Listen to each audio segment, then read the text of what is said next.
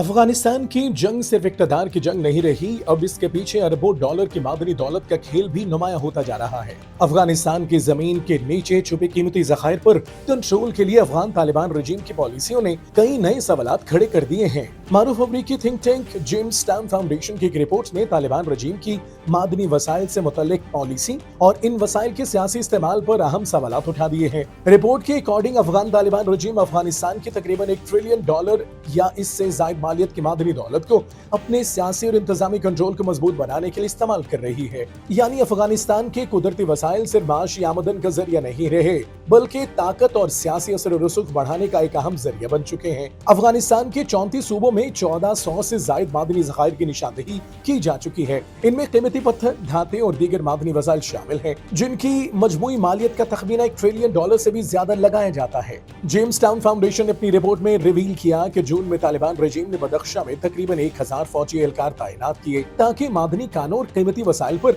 अपना कंट्रोल मजीद मजबूत किया जा सके। बदख्शा पहले ही अपने कीमती पत्थरों और दीगर मादनी ज़खायर के बायस इंतहाई अहम सूबा समझा जाता है। अफगान तालिबान रजीम ने 150 से ज्यादा कंपनियों को 205 कानकुनी के मुआहिदे दिए हैं, जबकि तकरीबन $6.5 अरब के मंसूबों का ऐलान भी किया गया है। ताहम इन मंसूबों की मुकम्मल तफसीलात अभी तक अवाम के सामने नहीं लाई गयी। यही मामला सबसे बड़ा सवाल बनकर सामने आता है। कानकुनी के लाइसेंस किस बुनियाद पर जारी किए जा रहे हैं, किन कंपनियों को ये मुआहिदे दिए जा रहे हैं, इन मुआहिदों से अफगान अवाम को कितना फायदा हासिल होगा और मादनी दौलत से हासिल होने वाली आमदन कहाँ खर्च की जा रही है। इन सवालात का वाज़ेह जवाब न मिलने की वजह से तालिबान रजीम की कानकुनी पॉलिसी में शफाफियत पर सवालात उठ रहे हैं। माहिरीन के मुताबिक बदख्शा में जारी मज़ाहमती सरगर्मी और तालिबान रजीम के खिलाफ होने वाले बाज हमलों के पसे पर्दा मादनी वसाइल पर कंट्रोल भी एक अहम अंसुर हो सकता है। यानी मसला सिर्फ सियासी इक़्तिदार का नहीं, बल्कि जमीन के नीचे मौजूद उस दौलत का भी है जिसकी मालियत अरबों डॉलर तक पहुंचती है। अगर मादनी मुआहिदे शफाफ तरीके से सामने न आए, लाइसेंस देने का तरीकाकार वाज़ेह न हो और अवाम को ये मालूम न हो कि मुल्क के कुदरती वसाइल से हासिल होने वाली आमदन